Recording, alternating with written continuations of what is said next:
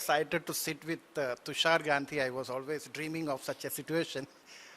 All of us know, like Mahatma Gandhi not only fought against British colonization, he also fought against alcoholism, and he dreamt of having an Indian society which is free from addiction.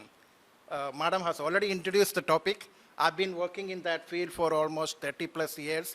Also was a journalist. But I also feel the dream of Mahatma Gandhi is also almost shattered. Like, I mean, he's sitting here, but I also feel it is actually becoming much more bigger a problem that all of us know.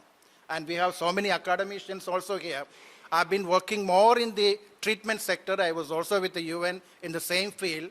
But now I have come to realize that treatment is not an answer at all to the growing problem of drug abuse in our society. How many people can we treat? Not even 5 or 10%, not even 5% of people we can cover with the treatment. And even those people who come to treatment centers for their addiction, how many people do recover? It's just only few numbers in the fingers. So there is the recovery rate is also less. So what is important is prevention and how we can do, and that's what now we have academicians here, education system here, and I'm happy that UGC this year has come out with a strict rule that every college or every university should introduce an anti-drug cell in their institution, and then also speak about the preventive drug education and things like that. That's my dream actually. I hope at least a little bit, but what happens is that I have been addressing few medical students, and yesterday I was in KVG in Sulia addressing them. So they were all, what happens is that just one session, that's it. That's how, because it is mandatory, they just make it. What I suggest and what I dream is, it has to be made integrated to the very curriculum of the children's education right from the school days. It has preventive drug education should grow along with other intellectual education, even in college also.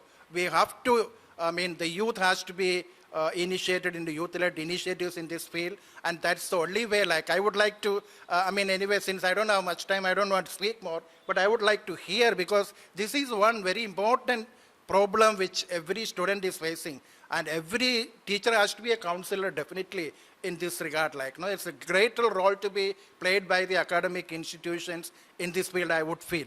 I would like to hear a bit from you, sir. It's also because of the collapsing family system that we see more and more prevalent in our society. And so and then associated with that, every time education policy is changed, we see that the government decides what is essential and what isn't essential, and removes it. When I was in school, I remember we used to have, along with civics, we used to have moral education as a subject and a period. Yeah. It stopped in my children's, when my children were in school, moral education wasn't there at all. Civics was just a passing thing. Now there is nothing called moral education, because they have the only non-academic subject that they have is CVS or EVS, Environment Studies. And so that knowledge, that faint ingraining of morality and ethicality is gone from the basic education model. And so if you start doing it when they are in college, it's too late. Yeah, they've already got preconceived ideas. True. The other is the glamorization of addiction, where drinking alcohol has become a social fashion. And you see the amount of no celebration is considered to be a celebration if you don't get drunk. It's become a norm that becoming drunk is the only way you can celebrate. And even in families you see, I remember, although my father didn't drink, but all my father's friends used to drink. But when they used to drink, it was only the fathers who were drinking. In my generation, my friends drink, And they feel that they are very broad-minded by making their children drink. Yeah, true. And so it becomes a casual thing, and then you don't know when it goes into an addiction.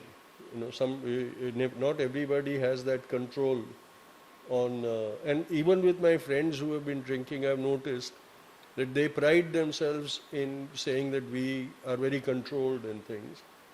But slowly and steadily, as the immunity to the amount of alcohol increases, they have to keep going, increasing the intake Yeah. to Tolerance. achieve that high. And then it becomes uncontrolled at one point of time. But I would like to point out to the other addictions also. Like when we talk about addiction and drug abuse, we sort of narrow it to the narcotics abuse. But amongst the medical profession, the amount of medicine abuse indulged in Yeah. by doctors True, very much. is unbelievable, and that has now become such a huge big racket that the very infamous Calcutta murder, Yeah. the fact is that there is the ring, the drug smuggling ring was to be exposed, and that's why it was conducted. And that addiction of doctors to prescription drugs and things is going into society also. People go to the doctors and say, please prescribe these medicines for me. And the prescriptions are available for 500 rupees. And even without prescription, they Yeah. give also medical. Pharmacists will sell it. Doctors will sell the prescription themselves. Yeah. You know, in my time, the doctor would prescribe and I would go and buy drugs. Now people call up the doctor and say, prescription, please make this prescription, and the fees are paid for it. So this is what we are not aware of, that also has so much ill effect. When exams come, all the students are looking for the uppers so that they can stay awake and read Yeah. and things.